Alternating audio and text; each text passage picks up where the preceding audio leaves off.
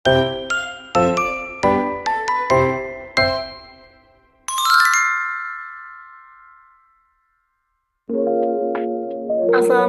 warahmatullahi wabarakatuh. Perkenalkan, nama saya Reza Fani Fadila dengan NIM 2405-1017. Baik, di sini saya akan menjelaskan hasil simulasi dari 4 rangkaian pada sistem instrumentasi dan sensor, yaitu yang pertama ada rangkaian low pass filter atau LPF.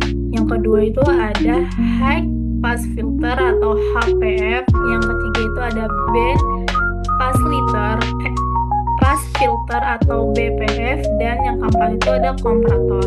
Nah, dari masing-masing 4 rangkaian ini memiliki fungsi yang berbeda dalam mengolah sinyal sehingga dapat digunakan sesuai kebutuhan pada sistem pengukuran maupun sistem kendali. Baik, yang pertama saya akan menjelaskan rangkaian low pass filter atau LPF. Nah, di sini saya menggunakan active filter dengan menggunakan IC741. Nah, pada rangkaian ini komponen yang saya gunakan itu yang pertama tentunya ada IC741, yaitu dia sebagai operasional amplifier. Nah, yang kedua itu saya menggunakan resistor. Di sini saya menggunakan 5 resistor, yaitu dengan resistor 1 dan resistor 2 itu dengan bernilai 6,8 kilo ohm. Terus resistor ketiga itu 27 kilo ohm. Terus ada resistor 4 itu 47 kilo ohm, dan yang kelima itu ada 10 kilo ohm. Lalu saya menggunakan 2 kapasitor, yaitu dengan bernilai 0,47. Terus ini ada komponen pendukung seperti grounding, terus ada input output dan lainnya. Nah, pada rangkaian ini tuh filternya itu filter yang hanya melengkapi sinyal dengan frekuensi rendah dan meredam sinyal dengan frekuensi tinggi. Nah, cara kerjanya itu adalah dimulai ketika sinyal masuk melalui terminal input. Nah, dia melewati jaringan resistor serta kapasitor. Lalu pada frekuensi rendah, impedensi kapasitor itu masih besar, sehingga sinyalnya itu dapat diteruskan menuju output. Nah, namun ketika frekuensinya semakin tinggi, itu impedensi kapasitor itu semakin kecil, sehingga sebagian sinyalnya itu dialihkan ke ground dan amplitude output menjadi menurun. Nah, penggunaan IC741 ini tuh fungsinya itu untuk memperkuat sinyal, terus menjaga kestabilan respon filter, serta menghasilkan karakteristik penyaringan yang lebih baik dibanding filter pasif. Nah, lalu di sini ada grafik frekuensi responnya, yang dimana itu pada grafik ini tuh menunjukkan bahwa pada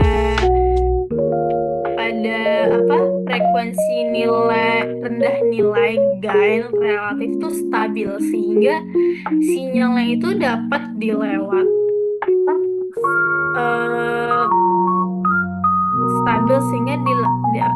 dapat dilakukan dengan baik. Nah, ketika frekuensi mendekati titik cut off, itu tuh penurunannya itu gain menjadi semakin besar, sehingga sinyal frekuensi tinggi itu akan teredam seperti itu. Nah, pada bagian grafikan datar itu disebut pass band, sedangkan bagian yang menurun itu disebut stop band. Nah, hal ini tuh menunjukkan bahwa LPF itu hanya mempertahankan sinyal frekuensi yang rendah. Seperti itu untuk penjelasan pada sistem rangkaian LPF. Nah, lalu pada sistem yang kedua itu ada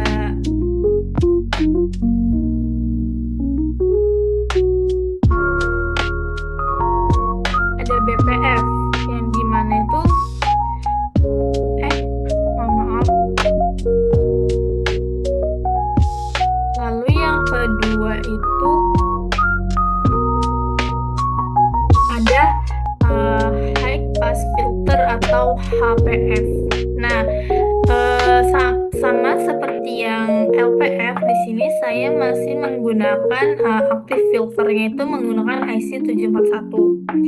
Nah, untuk komponen yang saya gunakan itu tentu ada kapasitor dengan bernilai 0,1, resistor, ada 2 resistor. Yang untuk resistor yang pertama itu bernilai 22 kilo ohm, resistor 2 itu bernilai 50 kilo ohm. Lalu sini ada grounding dan input outputnya juga. Nah, kalau di HPF ini itu tuh berfungsi untuk melewatkan sinyal dengan frekuensinya yang tinggi. Nah, dan merendam sinyal dengan frekuensi yang rendah. Nah, untuk prinsip kerja sendiri yaitu sinyal itu masuk melalui kapasitor pada frekuensi rendah. Nah, lalu kapasitornya itu memiliki impedansi yang besar sehingga sinyalnya itu sulit diteruskan dan outputnya itu menjadi kecil. Nah, ketika frekuensinya ini meningkat, maka tuh impedansi kapasitornya itu mengecil sehingga itu sinyal dapat melewati rangkaian dengan lebih mudah dan menghasilkan output yang lebih besar. Nah, kalau di HPF ini tuh IC741 itu digunakan untuk memperkuat sinyal yang telah disaring sehingga amplitudenya itu tetap optimal.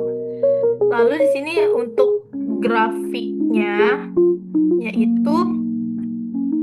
itu menunjukkan bahwasanya itu frekuensi rendah gainnya itu sangat kecil, yang dimana karena sinyalnya ini mengalami redaman.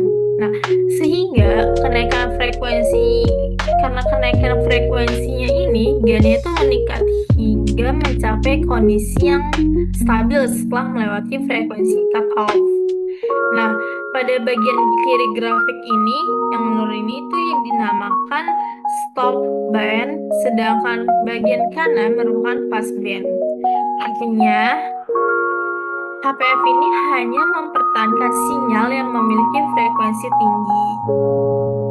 Seperti itu untuk penjelasan yang simulasi HPF. Lalu untuk yang ketiga,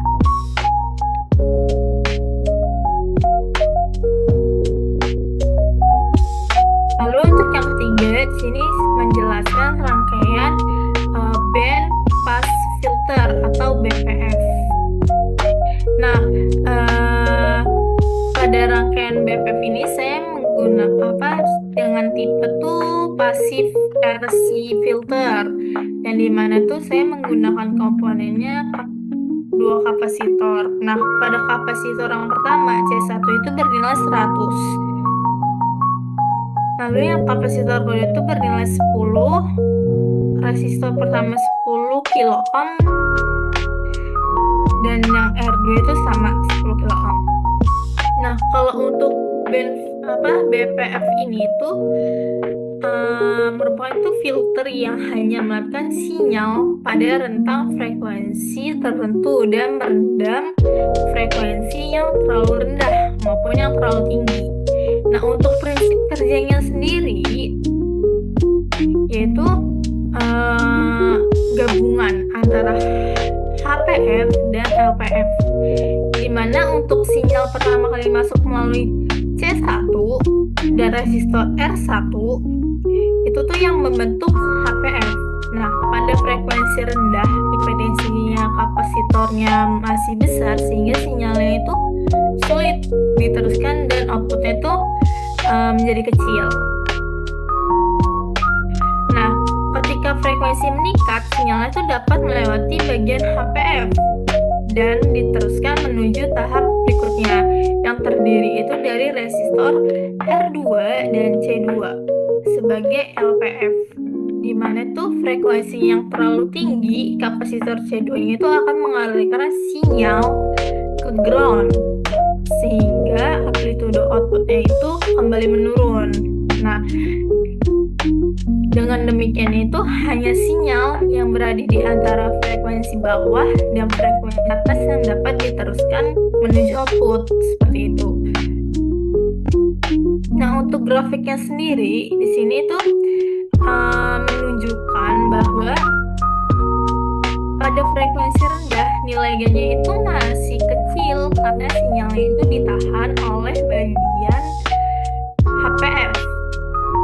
Nah, ketika frekuensi meningkat, daerah tengah gain itu naik mencapai nilai maksimum sehingga sinyalnya itu dapat dilewatkan dengan baik gitu. Setelah melewati frekuensi tertentu, gain itu kembali menurun karena LPF itu mulai meredam sinyal yang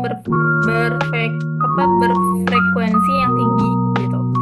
Nah, untuk bagian kiri grafik ini tuh namanya stop band bawah, dan bagian tengah ini pass band, dan sedangkan bagian ini itu ada stop band atas. Seperti itu. Nah, bentuk grafiknya ini menyerupai kurva lonceng menunjukkan bahwa hanya sinyal pada rentang frekuensi tertentu yang dapat diteruskan ke output. Itu untuk penjelasan untuk simulasi BPF.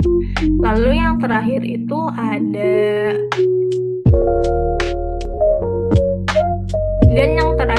ada rangkaian komparator.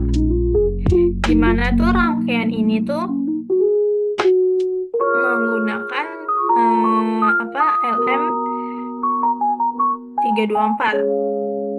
Nah, komparator ini tuh merupakan bagian rangkaian yang berfungsi untuk membandingkan dua buah tegangan, yaitu tegangan input dan tegangan referensi. Seperti itu. Nah, komponen yang saya gunakan itu tentunya ada IC LM324, potensiometer, lalu ada resistor R1 dan R2, lalu ada LED sebagai indikator outputnya. Nah, cara kerjanya sendiri yaitu dimana tuh ketika potensionya itu menghasilkan tegangan referensi yang masuk ke terminal atau non inverting plusnya, sedangkan tegangan yang akan dibandingkan masuk ke yang bagian minusnya atau inverting. Nah, IC itu kemudian membandingkan kedua tegangan tersebut. Nah, jika tegangan pada input yang non inverting yang ini, maka outputnya itu akan berada pada kondisi high, sehingga tuh maka LED-nya menyala seperti ini. Ini tuh berarti pada kondisi high. Nah, lalu sebaliknya jika tegangan inputnya itu lebih kecil dari tegangan referensi, nih saya kurangkan menjadi 40%. Nah, maka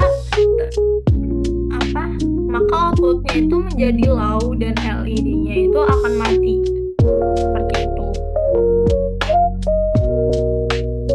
Nah, dari perubahan ini tuh menunjukkan bahwa adanya threshold atau batas pembanding ketika input tuh melewati batas tersebut. Output langsung berubah tanpa melalui nilai tengah seperti itu. Dan juga tuh komparator itu banyak digunakan pada sensor cahaya, sensor suhu, alarm maupun sistem deteksi level seperti itu.